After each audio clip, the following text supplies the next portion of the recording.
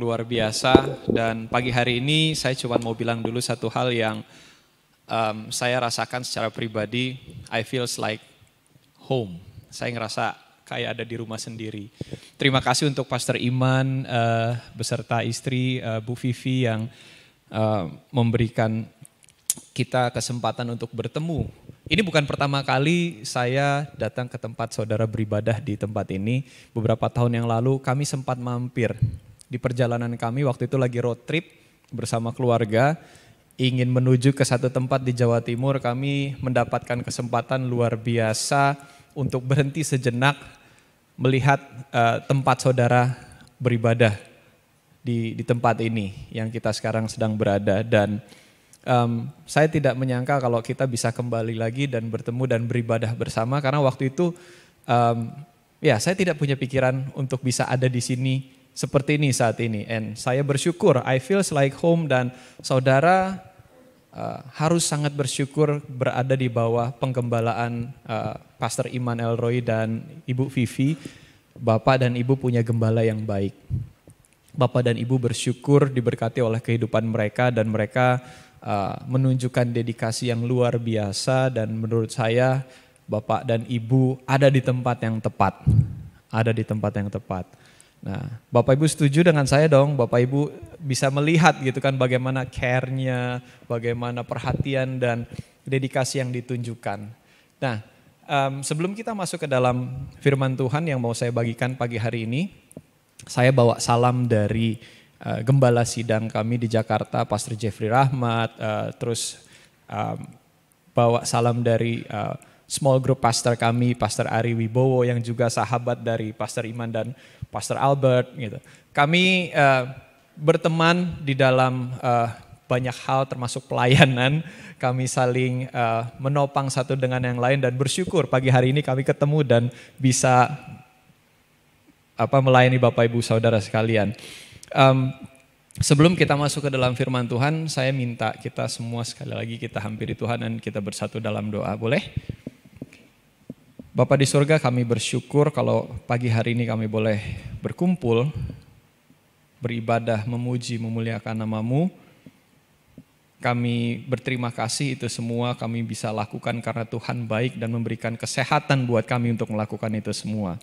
Kalau sebentar lagi kami akan mendengarkan firman-Mu, biar apa yang akan kami dengar ini bukan cuma sekedar jadi informasi yang menyenangkan telinga kami, menyenangkan hati kami, tetapi biar ini jadi pewahyuan yang datangnya dari Tuhan, menjadi kekuatan buat kehidupan kami untuk menjalani apa yang Tuhan sudah siapkan untuk kami tempuh di dalam kehidupan kami. Terima kasih Bapa, kami minta Roh Kudus-Mu untuk mengurapi kami semua menjadi penerjemah yang ajaib, yang mampu menerjemahkan ini jauh ke dalam lubuk hati kami, lebih dari apa yang dibagikan dari mimbar ini. Terima kasih Bapa, kami serahkan semuanya ke dalam tangan-Mu, dan semua jemaat yang sudah siap mendengar firman Tuhan sama-sama katakan amin. Nah, saya agak sedikit konvensional kalau Bapak Ibu lihat, karena masalahnya kacamata saya sudah mulai progresif dari beberapa waktu yang lalu. Jadi kalau saya cuman pakai media yang kecil aja, saya agak kesulitan untuk baca materi yang akan saya bagikan. Jadi Bapak dan Ibu kalau lihat tampangnya, emang umurnya berapa gitu ya, sudah tidak semuda yang Bapak Ibu mungkin bayangkan. Jadi saya sedikit konvensional bawa print-printan. Tadi saya bilang sama Pastor Iman, ini masalahnya kacamatanya kalau nggak pakai yang progresif kemarin-kemarin, saya suka bilang, istri saya tahu, saya untuk bacanya suka lepas kacamata. Tapi habis itu kadang-kadang kacamatanya saya suka taruh di atas kepala, habis itu beberapa menit kemudian saya kerepotan nyari mana kacamata saya gitu ya. Ternyata ada di atas kepala saya gitu. Nah, kadang-kadang suka jadi bahan tertawaan istri saya dan anak-anak saya, jadi untuk itu saya mempersiapkannya, saya bawa deh print-printannya supaya bisa membagikannya lebih efektif untuk Bapak dan Ibu sekalian pagi hari ini. Saya kasih judul firman Tuhan pagi hari ini, Mercusuarnya Tuhan atau God's Lighthouse. Bapak dan Ibu mungkin punya gambaran tentang apa sih mercusuar itu, pernah lihat, pernah tahu, sering lewatin, Atau pernah ambil foto dan latar belakangnya mercusuar. Tapi hari ini Tuhan pengen menyampaikan sesuatu lewat ilustrasi bangunan tersebut untuk apa yang kita jalani dalam kehidupan kita. Kenapa saya kasih judulnya God's Lighthouse atau mercusuarnya Tuhan? Karena begini, dalam hidup kita itu kalau kita berjalan dengan berpegang kepada janjinya Tuhan dan kita memposisikan hidup kita ini sebagai anak-anaknya Tuhan, kita seharusnya bisa jadi inspirasi. Kita bisa memberkati banyak orang. Kita bisa membawa kehidupan orang lain itu bisa mencari tahu tentang sosoknya Tuhan yang kita sembah, yang kita agungkan, tercermin lewat tingkah laku dan nilai-nilai yang kita hidupi.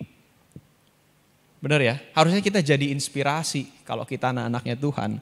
Nah, tapi sangat disayangkan ketika kehidupan anak-anak Tuhan ini, ya kita yang melewati kehidupan kita ini, mengaku Kristen justru menampilkan kebalikan dari situasi yang tadi yang harusnya menginspirasi, mencerminkan nilai-nilai kerajaan, mengarahkan kehidupannya untuk bisa menuntun orang lain mengenal Tuhan.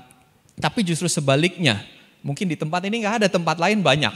Saya sering lihat, tapi tempat ini di bawah pengembalaan Pastor Iman ini, wah ini baik-baik semua gitu, gak ada gitu. Nah, tapi ini benar terjadi di luar sana ada, banyak.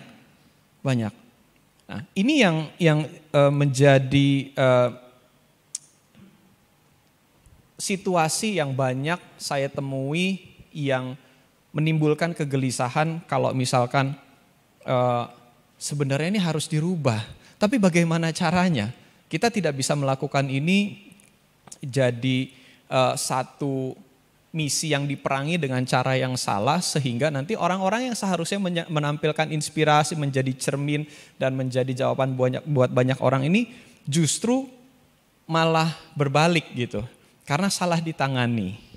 Nah, untuk itu bagaimana caranya? Nah, saya waktu beberapa tahun yang lalu ketika saya ada di dalam dunia kerja, seperti tadi Pastor Iman sempat bilang, saya ini bukan orang yang gak pernah mengalami kesulitan. Kalau orang taunya saya sekarang seperti apa, istri saya sama saya sudah 12 tahun lebih dan kita sebelum menikah 12 tahun kita sudah in relationship selama 5 tahun. Dia lihat perjalanan kehidupan saya mulai dari kerja pertama kali, seperti apa kondisinya, jatuh bangunnya, susah-susahnya, saya gak mau bilang susah senengnya, tapi susah-susahnya kelihatan semua gitu.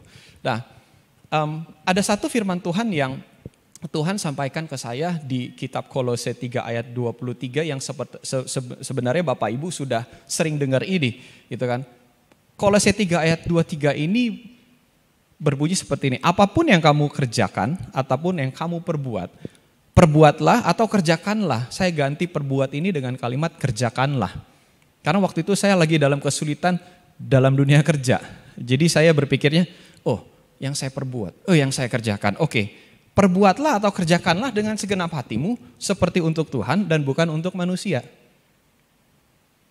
Simsalabim, setelah baca itu situasinya berubah. Enggak. Ya, mungkin Bapak Ibu yang pernah mengutip, membacakan, mengucapkan, meneriakan firman Tuhan dalam perjalanan kehidupannya, apakah ia langsung berubah? Tidak, gitu.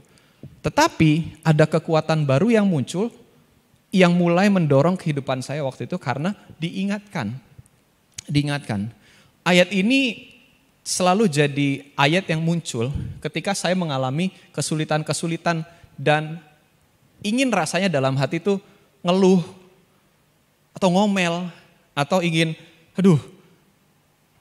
melakukan hal-hal yang sebenarnya bertentangan dengan nilai-nilai kerajaan, diingatkan oleh firman Tuhan ini gitu. Nah, sebelum saya cerita tentang pekerjaan saya nanti di akhir atau di penghujung pemberitaan firman ini, kita mesti tahu ayat ini sebenarnya ditulisnya bukan dalam kondisi Rasul Paulus pada waktu itu lagi happy, enggak. Ini dari beberapa suratnya Rasul Paulus ketika beliau atau Rasul Paulus ini ada di dalam penjara. Ini dituliskan ke jemaat di Kolose pada waktu itu. Dan ini ditulisnya itu udah lama sekali. Ini di sekitar tahun 60 sampai 61 Masehi. Tetapi firman Tuhan itu masih berlaku sampai sekarang. Dahsyat kan? Amin. Gitu kan? Ini firman Tuhan yang sering, bukan saya aja, saya yakin banyak sekali yang mengambil kekuatan dari firman Tuhan ini untuk menjadi bekal mereka menghadapi setiap permasalahan yang sedang dihadapi atau situasi sulit yang sedang mereka hadapi.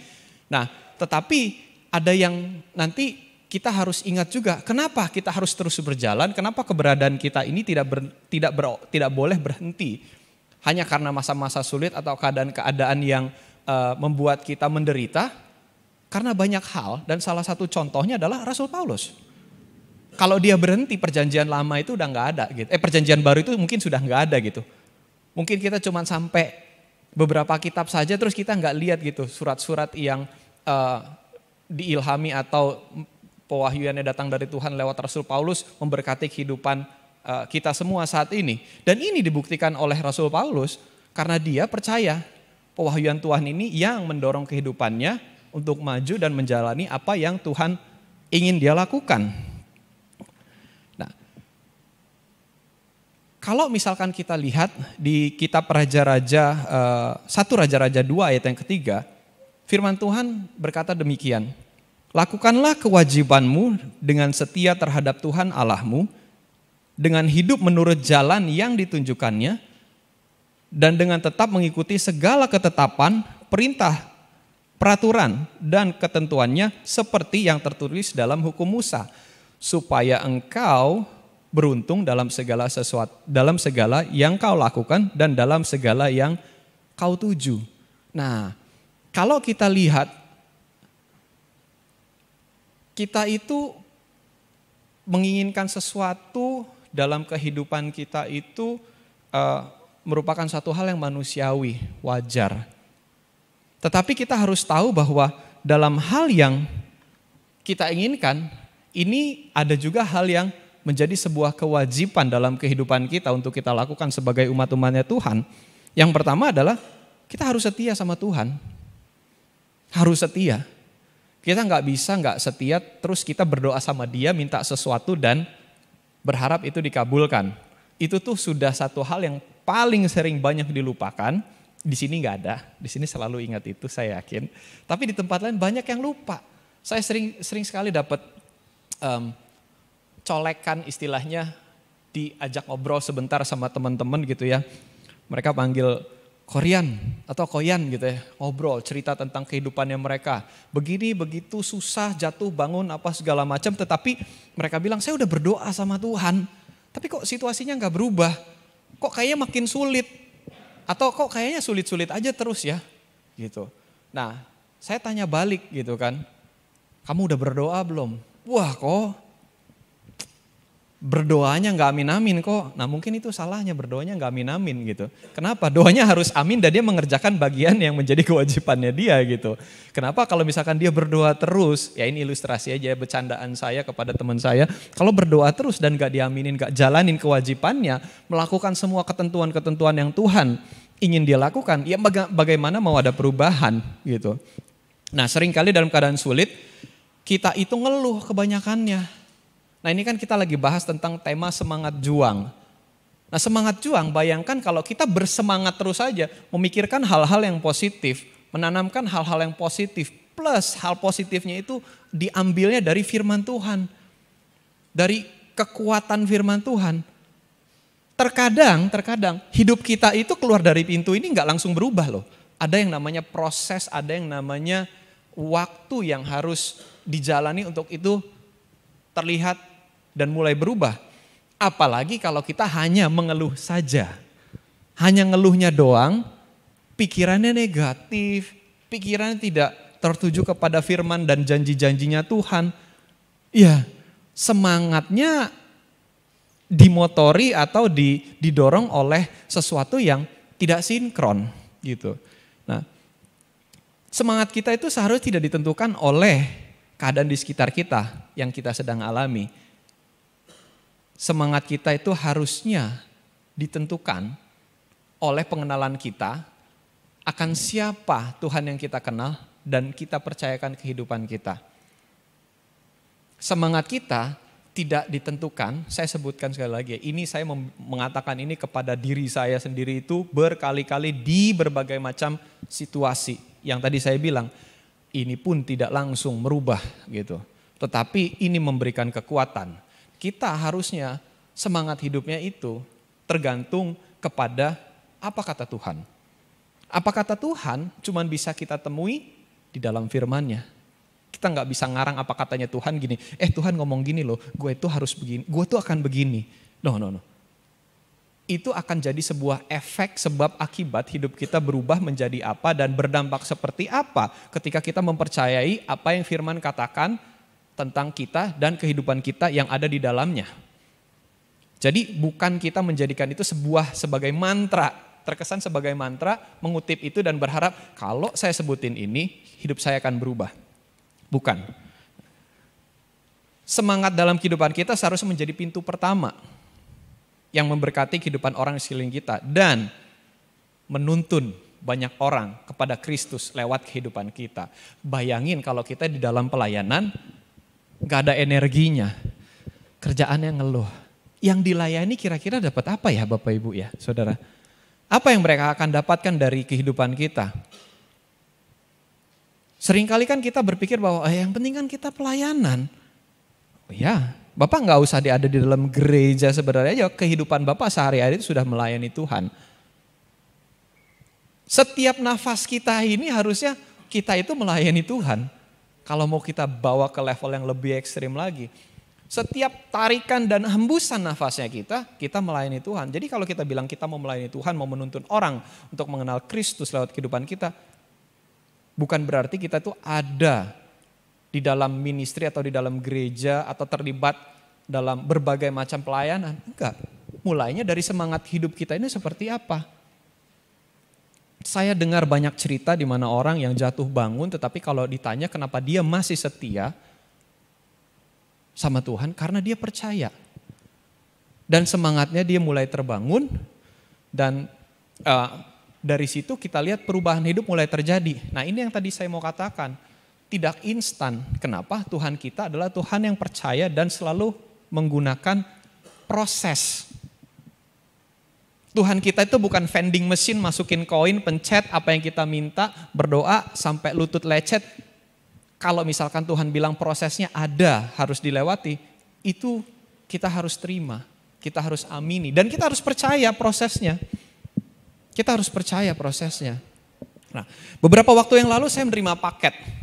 Saya terima satu paket di masa-masa kita lagi pandemi 2 tahun di rumah, kita itu tidak bisa keluar, tidak bisa beraktivitas. Bapak Ibu tahu yang saya maksudkan ya, kita semuanya mengalami itu dan masih berkelanjutan mengalami itu.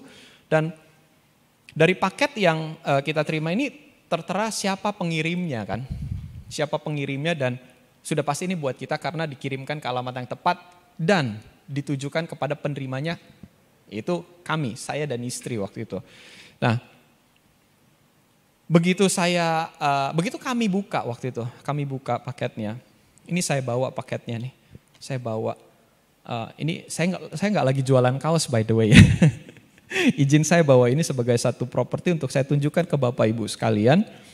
Saya terima satu paket isinya 2 buah atau sepasang t-shirt warna hitam. Tulisannya, don't forget that maybe you are the lighthouse in someone else's storm. Bahasa Indonesianya, jangan lupa bahwa mungkin kamu adalah mercusuar di dalam badainya seseorang. Nih, seperti ini. Seperti ini.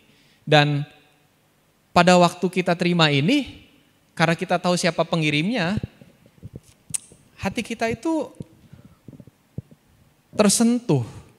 Karena kami kenal betul sahabat yang mengirimkan ini ke kami gitu kan. Kami tahu betul bagaimana dia melewati hari-harinya bersama keluarganya berjuang. Ngelewatin semua badai kehidupannya dia. Jatuh bangunnya kita tahu betul. Nah, kita berpikir dari sekian banyak kalimat atau ungkapan atau kata-kata yang keren yang bisa ditulis, yang bisa dicetak di atas sebuah kaos gitu ya, di atas sebuah t-shirt. Kenapa ini sih gitu? Kenapa pilih ini gitu? Apa maksudnya? Ya dong, kan harusnya bisa mungkin ya kalau dia lakukan ini sebagai usahanya dia gitu ya. Dan dikasih ke saya, dia kenal saya baik, kita juga kenal dia baik. Mungkin dia akan pilih sesuatu yang lebih cocok dengan hobinya saya atau karakter saya, profil saya secara pribadi. Tetapi kenapa ini? Waktu itu kami ya, bertanya-tanya tetapi tidak mendapatkan jawabannya secara instan. Balik lagi, kita nggak mau sesuatu yang instan. Nah, tapi saya ingat saya secara pribadi itu sangat suka sama bangunan mercusuar. Istri saya tahu saya nggak sampai tergila-gila banget, tetapi saya suka dengan bangunan mercusuar. Kenapa? Karena waktu kecil ayah saya seorang pelaut, jadi ada waktu-waktu saya diajak oleh ibu saya pergi untuk menghampiri ayah saya. Contoh beberapa lokasi itu ada di Riau, di daerah Dumai. Setelah itu kami naik ke kapalnya ayah saya tempat dia bekerja, terus ikut berlayar ke Jakarta, ke Pelabuhan Tanjung Priok dan kami pulang. Begitupun juga ke pelabuhan-pelabuhan yang lain ikut terus balik ke Jakarta bersama kapal tempat ayah saya bertugas. Nah, seorang pelaut udah pasti kerjanya berlayar ya. Dan di atas kapal saya ingat memori kecil saya yang baru timbul beberapa waktu yang lalu ketika saya mempertanyakan ke ayah saya ketika kami berdiri di salah satu bagian kapal dan melihat dari kejauhan itu ada sebuah cahaya. Ada sebuah titik di kejauhan di malam hari dan kita coba menebak, saya coba menebak itu apa? Apakah itu sebuah kapal yang lain? Atau itu cahaya apa? Karena cahayanya dari kejauhan ada terus hilang, ada terus hilang. Nah, setelah saya diberitahu itu adalah objek apa, yaitu mercusuar, saya mulai menjadi tertarik untuk cari tahu lagi gitu. Dan saya tidak punya memori itu muncul dalam waktu yang cukup lama di dalam kehidupan saya sampai belakangan ini, sampai saat-saat di mana saya ketemu situasi yang istilahnya sulit dan saya diingatkan sama Tuhan tentang bangunan mercusuar ini gitu. Nah, ayah saya ketika waktu itu saya bertanya dengan dia menjelaskan apa sih ciri-ciri sebuah mercusuar ketika kita melihat mercusuar dari kejauhan di malam hari dan dia menjelaskan fungsi mercusuar. Nah, mungkin teman-teman multimedia bisa tampilkan gambar mercusuar. Nah, kurang lebih seperti ini secara ilustrasi ini ya digital. Nextnya ada yang lain. Ini di malam hari.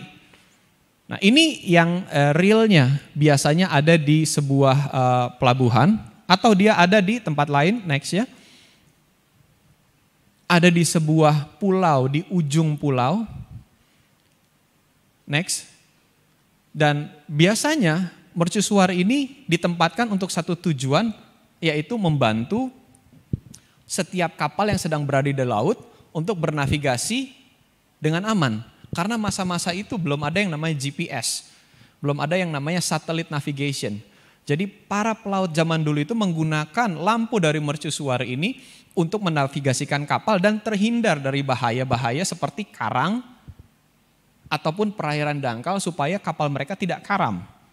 Nah, coba bayangkan kalau orang melihat kehidupan kita hanya dari kejauhan tetapi kita ini memastikan kehidupan mereka untuk terhindar dari bahaya. Isn't that cool? Apakah itu enggak keren? Apa enggak itu sebuah inspirasi dibandingkan kita dekat tetapi kita tidak membantu? Lebih baik kita jauh tetapi membantu banyak orang dan menyelamatkan banyak kehidupan daripada kita dekat. Kan gitu ya? Yang kadang terjadi adalah ini agak sedikit klasik karena dulu saya sering diceritain ironisnya adalah kalau kita mau jadi penuntun sebagai orang Kristen gitu ya, sebagai anaknya Tuhan, seringkali cahayanya itu bukannya dipakai untuk nyinarin jalan, tetapi nyenter muka. Ngerti yang saya maksud ya? Jadi lebih menyilaukan daripada menuntun. Mercusuar tidak seperti itu. Kenapa kalau saya waktu kecil bertanya-tanya, kenapa cahayanya nyala mati Pak? Enggak, cahayanya enggak nyala mati. Cahayanya itu berputar. Jadi pada saat dia menghadap sisi yang lain, kita tidak melihatnya. Tetapi di sisi yang lain, kapal yang di sisi jauh dari sisi kita berdiri sekarang, itu terbantu.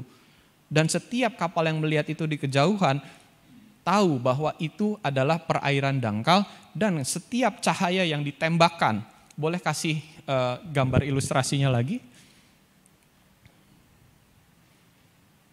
Cahaya yang ditembakkan di tengah badai, mereka bisa lihat ada bahaya karang atau ada bahaya yang lain yang diterangi oleh si mercusuar ini. Nah, yang menariknya kalau mercusuar ini adalah diri kita, orang, manusia, dihantam badai, terus dituntut untuk bisa tetap menerangi banyak orang dalam kehidupan kita. Kan susah ya kalau kita sambil ngeluh gitu kan. Susah kalau kita gak punya semangat, susah kalau kita bilang, waduh boro-boro nerangin kehidupan orang, boro-boro bantu kehidupan orang, sendiri aja susah gitu. Nah, yang menarik mercusuar ini karena perkembangan teknologi, mercusuar ini seluruh dunia hanya tinggal 1.500-an yang beroperasi. Termasuk yang ada di Indonesia juga, termasuk yang ada di Semarang. Salah satu yang terkenal itu mercusuar Willem 3 yang ada di Pelabuhan Tanjung Mas. Mungkin boleh ditunjukin yang ini. Ini punyanya Semarang. Kenapa saya tunjukin ini ke Bapak Ibu Saudara sekalian, supaya Bapak Ibu Saudara sekalian diingatkan bahwa kita ini ada di Semarang.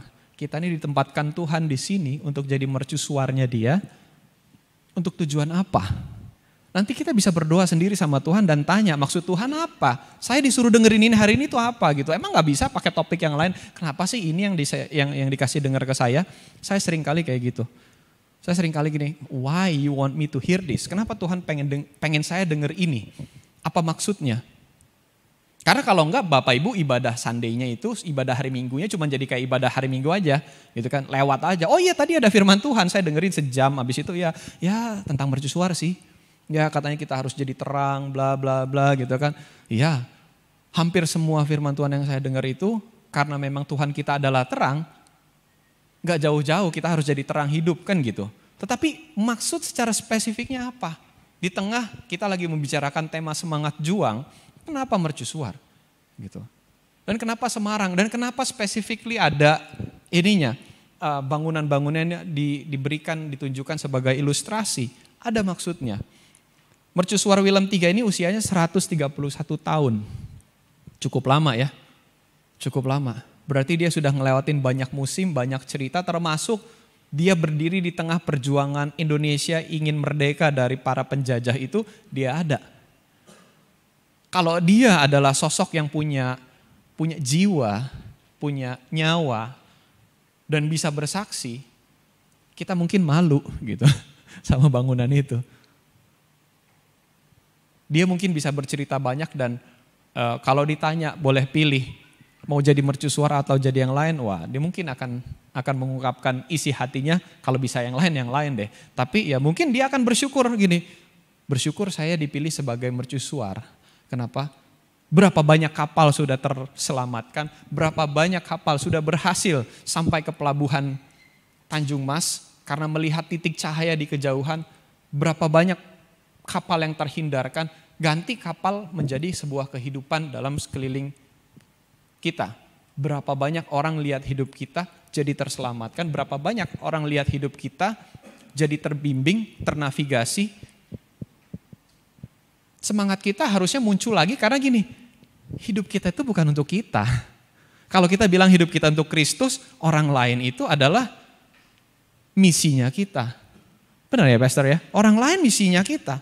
Misinya kita itu untuk Tuhan kasih. Percayakan kehidupan kita untuk kita jalani, bukan untuk kita semata-mata. Ya kita bersyukur menerimanya, tetapi orang lain harus terbantu dan terberkati.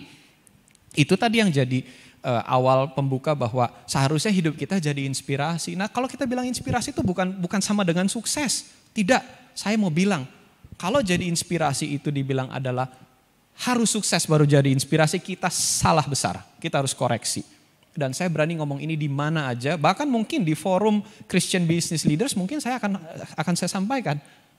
Bahwa kalau definisi kalian sukses di dalam Tuhan adalah kaya, terkenal, banyak uangnya, salah besar. Kenapa? Karena kalau cuma urusan itu terlalu gampang untuk buat Tuhan kasih gitu. Benar gak? Dia punya segalanya, tapi kalau misalkan hanya untuk mengukur kita sukses di dalam Tuhan adalah diberkati dengan materi, kita salah besar. Nah, dalam konteks kita cerita God's Lighthouse ini, ukuran sukses kita, ukuran keberhasilan kita lewat semangat juang, semangat hidup yang Tuhan berikan kepada kita adalah bagaimana kita menjadi terang. Nah, sebagai mercusuarnya Tuhan, sumber kekuatan kita dan cahaya kita datangnya dari Tuhan, bukan dari sumber yang lain. Ya, jadi kalau kita bilang kita ini God's Lighthouse, mercusuarnya Tuhan, sumber cahayanya dari mana? Dari Tuhan. Lah kita kalau saya nggak salah, satu-satunya kepercayaan atau agama yang berani mengklaim bahwa Tuhannya hidup di dalamnya, di mana Tuhannya itu adalah cahaya, air hidup. Ya kan? Harusnya orang kalau ketemu kita tuh terbimbing, dahaganya tuh dipuaskan. Bukan orang ketemu kita jadi tersesat, terhilang, malah habis itu kayaknya mau mati gitu. Nggak dipuaskan dahaganya. Padahal kita bilang kita ini ada air hidup di dalam kita, itu Tuhan kita. Nah sumber kita cahayanya juga dari Tuhan. Nah, firman Tuhan di Yesaya 41 ayat 10 bilang seperti ini. Ini kalau misalkan kita berpikir bahwa aduh sumbernya dari Tuhan ya, terus gimana? Situasinya ini sulit nih. Oke. Firman Tuhan bilang seperti ini di Yesaya 41 ayat 10, janganlah takut sebab aku menyertai engkau. Nah kita percaya sama Tuhan akan janji-janjinya ini yang tadi saya bilang di awal. Aku menyertai engkau, janganlah bimbang sebab aku ini Allahmu. Aku akan meneguhkan, bahkan akan menolong engkau, aku akan memegang engkau dengan tangan kananku yang membawa kemenangan. Siapa yang gak pengen gitu ya punya kemenangan dalam hidupnya di segala area. Kita bicara misalkan dalam bisnis, usaha, pekerjaan, kita pengennya berkemenangan. Gak salah berkemenangan, cuman definisi kemenangan itu apa? Berhasil melulu gitu. Gak pernah jatuh, gak pernah susah. Salah kalau kayak gitu. Berkemenangan itu versi saya, berkemenangan adalah ketika kita dihadapkan masalah demi masalah, masalah demi masalah, masalah boleh ngantri sama kita. Kita boleh dihajar tetapi kita gak pernah KO. Kita bangun lagi dan kita bangun jauh lebih kuat dari sebelumnya. Itu kita berkemenangan. Sehingga rentetan kisah kita itu kalau diceritakan orang akan mikir gini, how do you do that gitu. Nah ini kesempatan kita untuk masuk, menyisipkan, mulai memperkenalkan siapa di belakang kita. Karena dengan cerita kemenangan demi kemenangan, kejatuhan, kesusahan, kesulitan kita menangin, gak mungkin kita terbangun itu punya karakter yang bilang begini. Iya itu gue semua yang hebat, itu sih ada yang salah. Tetapi kalau misalkan yang benar, setahu saya pasti akan jawabnya gini, ya siapa lagi kalau bukan. Nah ketika kita bilang siapa lagi kalau bukan, orang kan akan mulai bertanya maksudnya apa? Siapa? Ya siapa lagi kalau bukan Tuhan lah, menurut lu gue bisa gitu. Saya sering cerita ke teman-teman pengusaha, teman-teman yang berkecimpung di dunia yang saya geluti gitu kan. Ketika kita jatuh bangun dan melewati segala macam kesusahan, saya sering bilang, ya menurut lu gue bisa gitu. Kalau bukan Tuhan yang kasih kekuatan siapa lagi? Nah ini jadi pintu masuknya kita sebenarnya. Jadi our ministry in a marketplace itu bukan ministry yang tidak punya kisah tentang gimana kita mendulang kemenangan. Tetapi cerita kemenangan itu berbeda. Cerita kemenangan itu bukan yang puji Tuhan saya menang proyek, puji Tuhan saya diberkati ini, puji Tuhan saya dapat ini. Ya kalau muji Tuhan kayak gitu terus mah bisa, banyak yang bisa. Tapi kita balik, kalau ngomongin semangat juang, berapa banyak kita sanggup memuji Tuhan, meng-acknowledge kekuatan Tuhan yang membawa kemenangan dalam kehidupan kita ketika kita menghadapi masalah demi masalah dan kita masih berdiri dan kita masih bilang, hey, this is a good life. Setiap tarikan nafas saya masih bersyukur Tuhan ada dan menjaga saya. Nah ini yang langka, kalau kita ngomongin semangat juang sebagai mercusuarnya Tuhan, ini yang seharusnya jadi hal yang kita gaung-gaungkan. Kenapa? Walaupun misalkan mercusuar karena kalah dengan teknologi, sudah ada satelit yang mampu menavigasikan kapal secara teknologi. Tapi masih ada orang-orang yang tidak punya akses teknologi, yang masih butuh kita di kejauhan, melihat kehidupan kita, melihat cahaya kita untuk membimbing mereka. Nah ini yang kita nggak boleh lupa. Gitu. Ini yang kalau kita ngomong sebagai mercusuarnya Tuhan, sebagai kemenangannya adalah kalau kita mengetahui berapa banyak kehidupan yang terselamatkan. Berapa banyak titik cahaya kita di kejauhan ini membimbing orang, menyelamatkan mereka. Nah, firman Tuhan di Yesaya 40 ayat 29, ini masih tentang kekuatan kita sebagai mercusuarnya Tuhan.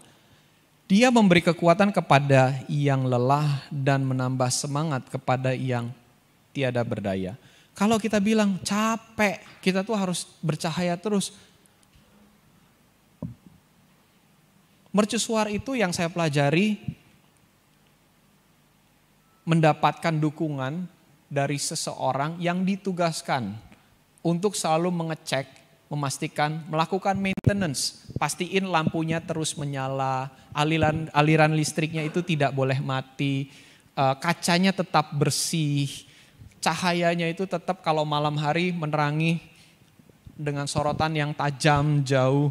Nah, ada orang-orang yang Tuhan tempatkan. Jadi kalau kita bilang kita ini dipakai sebagai God's lighthouse, sebagai mercusuarnya Tuhan, terus kita bilang kekuatan kita sendiri, ya udah, cuman sebentar. Tapi kalau kita bilang tadi nomor satu kekuatan kita dari Tuhan, sumbernya cahayanya dari Tuhan. Terus kita bilang, tapi kan kita ini cuman manusia, bukan benda mati kayak mercusuar yang benar-benar gak ada nyawanya. Kita pasti capek. Tenang aja. Tuhan yang memberikan kekuatan kepada kita. Nah, Tuhan taruh juga orang-orang di sekeliling kita.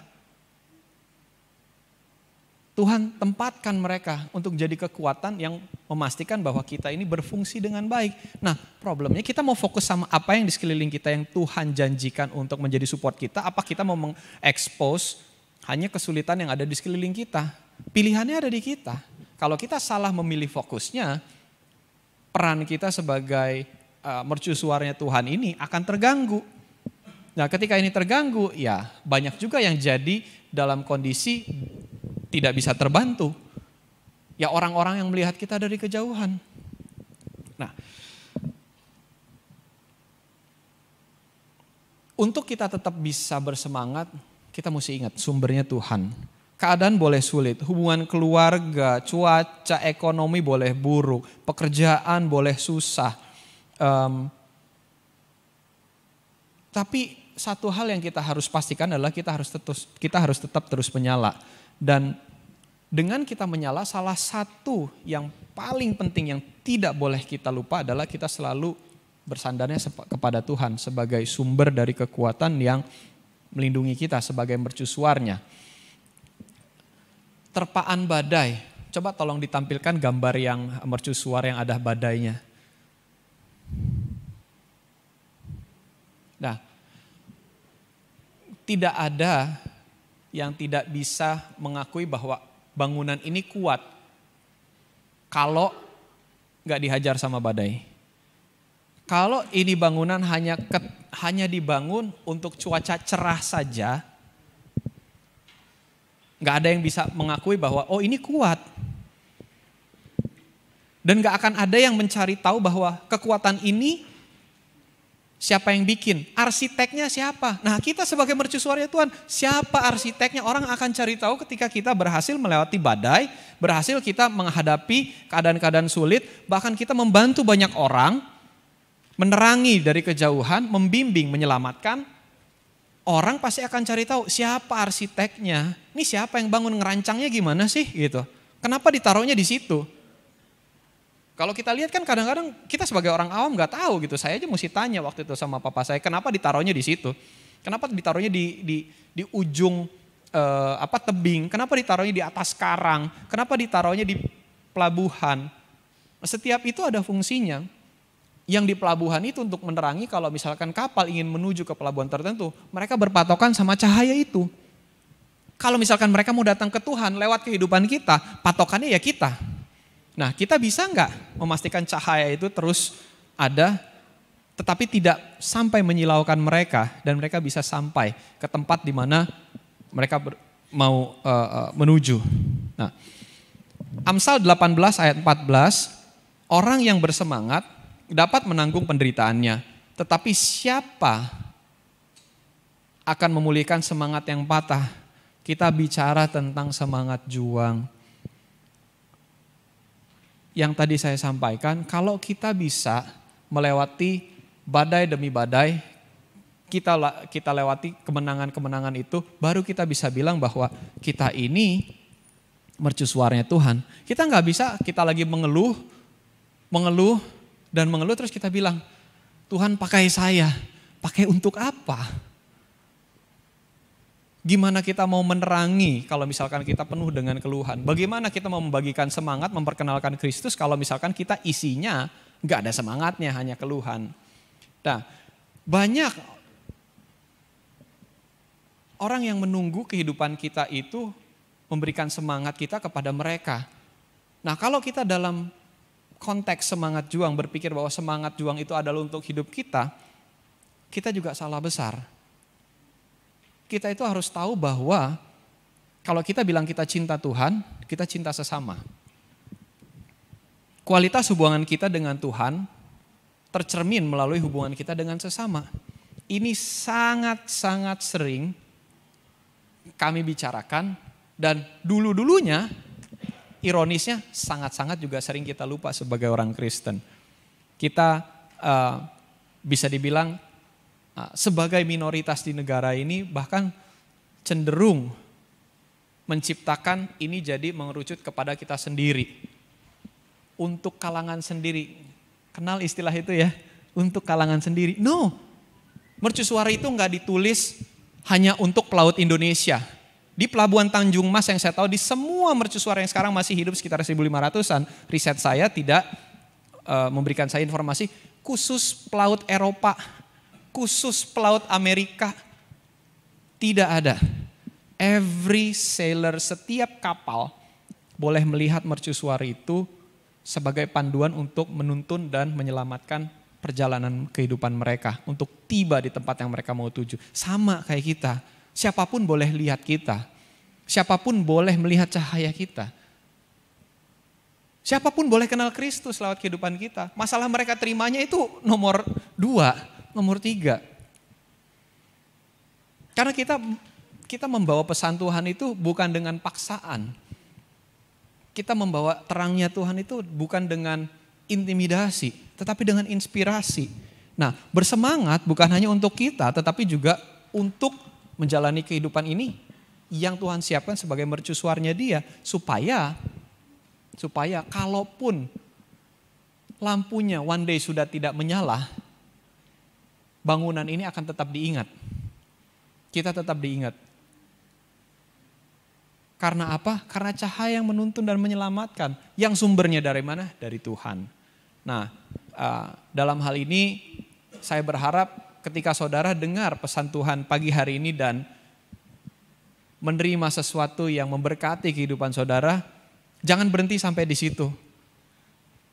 Jangan bilang gini, aduh firman Tuhannya memberkati saya pagi hari ini. No. Gak usah dengar firman Tuhan pagi hari ini. Setiap hari Tuhan berkati kita dengan kehidupan kita. Dengan setiap tarikan hembusan nafas kita, itu berkatnya Dia yang utama. Amin. Bener dong, kita gak ada yang gak berani, kita gak ada yang berani tidak mengakui bahwa kehidupan kita, nafas kita itu bukan berkatnya Tuhan. Pasti kita akan bilang, oh ini berkatnya Tuhan. Setiap pagi kalau kita berdoa, bangun tidur, kita akan bilang terima kasih Tuhan untuk semua kehidupan ini. Tapi jangan berhenti sampai di situ. Tuhan pengen kita ngapain, Tuhan pengen kita itu jadi apa lewat kehidupan kita ini, tanya sama Dia. Nah, kalau kita bicara semangat juang, jangan cuma berhenti untuk kita ada cahayanya saja. Cahaya saya ini buat siapa? Keberadaan saya ini untuk apa? Tolong bantu saya Tuhan. Pandu saya. Bimbing saya. Kalau saya lelah, Tuhan tolong. Kita nggak minta aja, Tuhan sudah siapin sebenarnya. Apalagi kita bilang sama Dia itu tanda kita itu satu frekuensi. Kita mengerti, kita tahu, oh Tuhan pengen pakai hidup kita dan kita mau dipakai oleh Dia. Untuk itu, tolong bantu saya, bimbing saya Tuhan. Dengan sendirinya kalian Bapak Ibu akan melihat bahwa orang-orang di sekeliling Bapak Ibu sekalian sudah mulai bisa melihat cahayanya dan gak usah ditargetin. Karena mercusuar gak pernah pasang target, hari ini harus nyelamatin 10 kapal gitu. Hari ini harus nerangin 10 kapal. Sayang aja itu mercusuarnya gak ada teknologi counter aja. Kalau dia bisa pasang teknologi counter itu di setiap cahaya yang dia soroti di laut. Mungkin bukan cuma kapal besar, nelayan kecil pun dia selamatkan. Bukan orang yang besar yang perlu kita jangkau. Terkadang mungkin orang yang selama ini ada di sekeliling kita. Mungkin selama ini orang ini dekat dengan kita. Jadi ini yang mau saya sampaikan bahwa semangat juang kita itu bukan untuk kita diciptakan sebagai mercusuarnya Tuhan. Karena Tuhan punya rencana untuk kita menerangi dan membawa terangnya Dia untuk menyelamatkan banyak orang dan menuntun mereka kepada Kristus sebagai Tuhan yang kita sembah, yang memberkati kehidupan kita.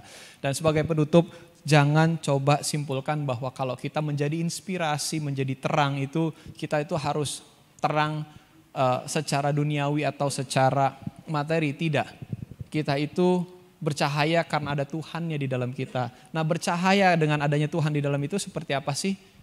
Nah, ini yang mesti kita praktekkan nantinya. Ada hal-hal yang menjadi tolok ukur, menjadi parameter. Kenapa biasanya yang cahayanya terlalu silau justru kita perlu khawatir.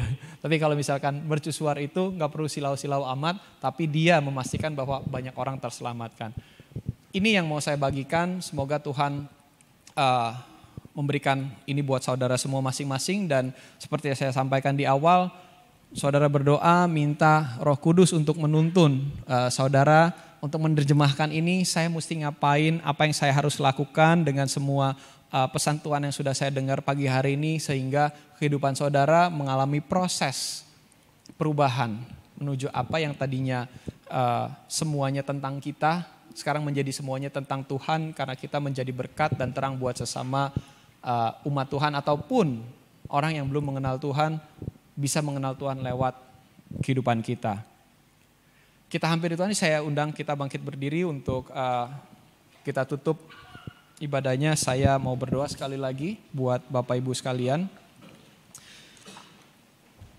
Tuhan, kami bersyukur kalau misalkan pesan Tuhan boleh kami dengar, biar apa yang kami dengar ini sekali lagi bukan hanya untuk memuaskan telinga dan hati kami, tetapi kami minta Roh Kudus-Mu bahwa ini lebih jauh dalam kehidupan kami, sehingga kami boleh menerima instruksinya Tuhan. Kami boleh diingatkan keberadaan kami. Kami menyerahkan semua hidup kami. Kami minta Tuhan yang menavigasikannya untuk menjadi alatnya Tuhan. Terima kasih Tuhan, kami serahkan semua hidup kami ke dalam tangan-Mu. Di dalam nama Tuhan Yesus kami berdoa. Amin.